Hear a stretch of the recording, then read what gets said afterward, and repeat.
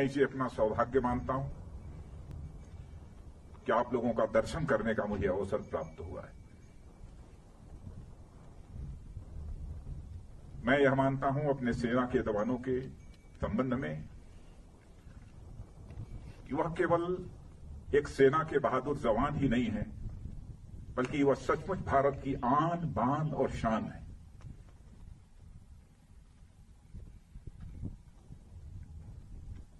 समय समय पर जो भी करिश्माई काम हमारे सेना के जवानों के द्वारा किया गया है, उस पर समस्त देशवासियों को नाज है। आज यदि आपसे मिलकर मुझे बेहद खुशी हो रही है,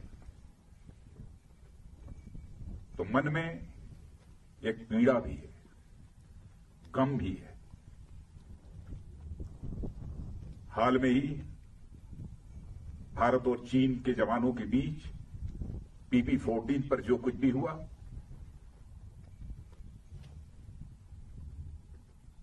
उसमें हमारे कुछ जवानों ने अपना बलिदान देते हुए अपनी सीमा की सुरक्षा की है। उनके खोने का गम है, आपसे मिलने की खुशी है। मैं उनकी स्मृति को स्मरण करना चाहता हूं, उनकी स्मृति को नमन करता हूं, उन्हें मैं हृदय से श्रद्धांजलि अर्पित करता हूं। और मैं ये कहना चाहता हूं कि हिंदुस्तान उनकी शहादत को कभी भूलेगा नहीं। हमारे प्रधानमंत्री जी ने भी आकर दो टूक शब्दों ने कहा है कि उनकी वह शहादत, उनका वह बलिदान किसी भी सूरत में व्यर्थ नहीं जाएगा। आप जैसे सेना के जवानों को जिन मां बाप ने पैदा किया है,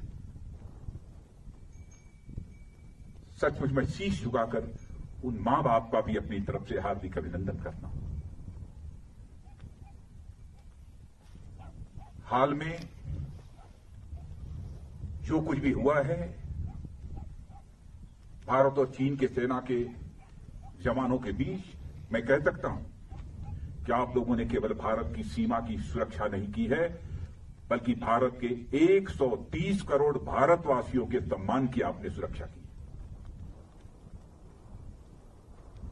इसके लिए भी मैं अपनी तरफ से आप सबका हार्दिक अभिनंदन करना चाहता हूं और देश के अपने सारे ऐसे सेना के जवानों का अभिनंदन करना चाहता हूं। कैसी स्वाभिमान की भावना आप सबके अंदर है। क्या आप सब कुछ बर्दाश्त कर सकते हैं, लेकिन अपने स्वाभिमान पर किसी भी सूरत में चोट नहीं बर्दाश्त कर सकते। आप सभी जानते हैं कि मनुष्य के हृदय की सबसे बलवती भावना यदि कोई होती है तो स्वाभिमान की भावना होती है।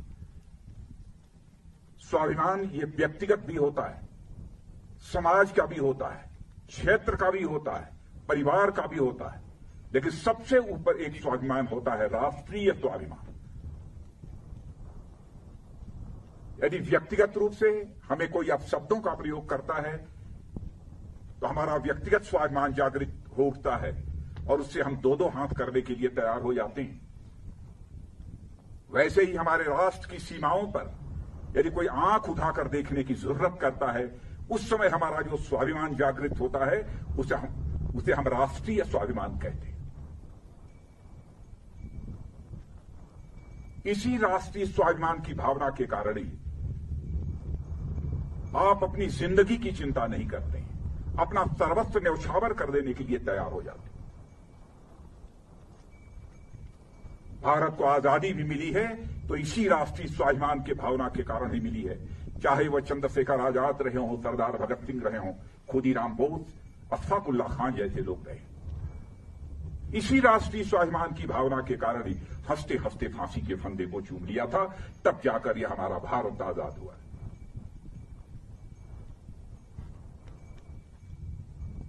जितना भी आपके बारे में कहा जाए वह कम है।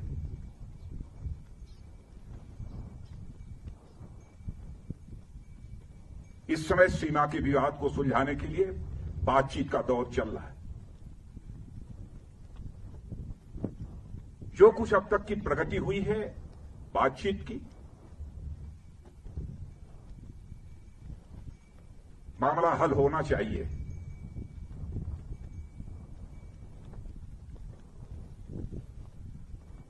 लेकिन कहां तक हल होगा, अभी इस संबंध में मैं कोई गारंटी नहीं दे सकता हूं।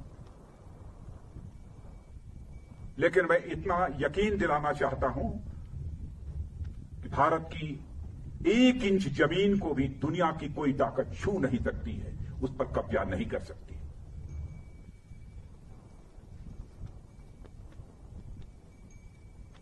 लेकिन बातचीत के द्वारा यदि समाधान निकलता है तो इससे अच्छी बात और कोई दूसरी नहीं हो सकती है। वह सिलसिला चल रहा है, मिलिट्री लेवल पर भी बातचीत चल रही है, डिप्लोमेटिक बातचीत भी चल रही है। भारत का जहां तक सवाल है, भारत दुनिया का इकलौता देश है जिसने सारे विश्व को शांति का संदेश दिया है। भारत दुनिया का इकलौता देश है जिसने कि दुनिया के किसी देश पर न तो कभी आक्रमण किया है और न दुनिया के किसी देश की 1 इंच जमीन पर कभी कब्जा किया है।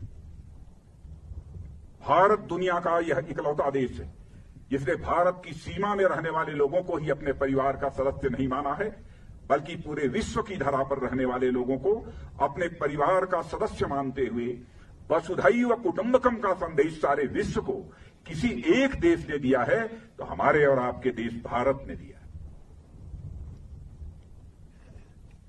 हम अशांति नहीं चाहते, हम शांति चाहते।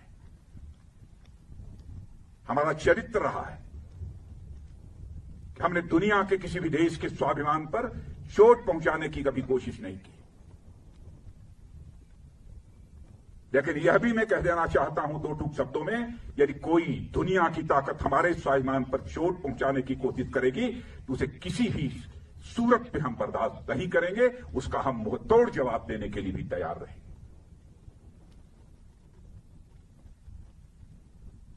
आप सबके ऊपर नाज है और आप सबके बीच आकर सचमुच मैं स्वयं को बहुत ही गौरवान्वित महसूस कर रहा हूं। इसीलिए यह सब सारी बातें मैं बोल रहा हूं। आपके ऊपर भरोसा है।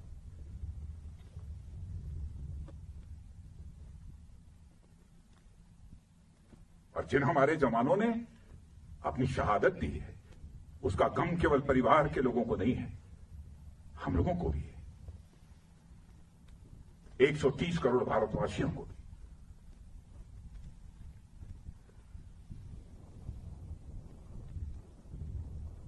मैं आप सबको बहुत हमारी इच्छा थी कि आप तभी से हमारी भेंट हो। और मित्रों, भरोसा रखना, अब हमारा भारत यह कमजोर भारत नहीं है। भारत का एक सशक्त नेतृत्व है। फिर नरेंद्र मोदी जैसा प्रधानमंत्री हमको मिला है, फैसला लेने वाला प्रधानमंत्री, दृढ़ इच्छा शक्ति का प्रधानमंत्री।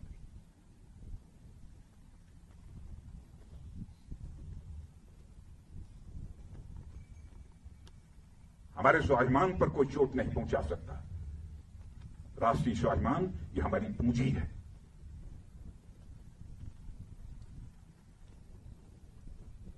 आज के अवसर पर मैं समझता हूं कि और अधिक कुछ कहने की जरूरत नहीं है।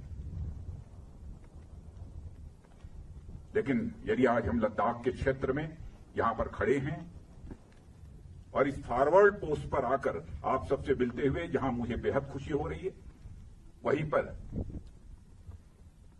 इसी लद्दाख के कारगिल द्रास सेक्टर में भारत की सीमा की रक्षा करते हुए, 1-1 इंच जमीन की रक्षा करते हुए हमारे सेना के जवानों ने जो शहादत दी है, उनको भी मैं इसमें स्मरण करना चाहता हूं और उनको भी मैं श्रद्धांजलि अर्पित करना चाहता हूं, क्योंकि कारगिल दिवस की भी एनिवर्सरी 26 जुलाई को है। और यहां आया हूं तो मैंने सोचा कि दिल्ली से तो उनको स्मरण करेंगे ही, लेकिन इस लद्दाख की धरती पर आकर उनको स्मरण करना चाहता हूं। और उनकी शहादत सदैव हम सब के लिए एक सोर्स ऑफ इंस्पिरेशन, एक प्रेरणा के स्रोत के रूप में काम करती रहेगी। इन्हीं शब्दों के साथ पुनः आप सबको हार्दिक शुभकामनाएं देता हूं।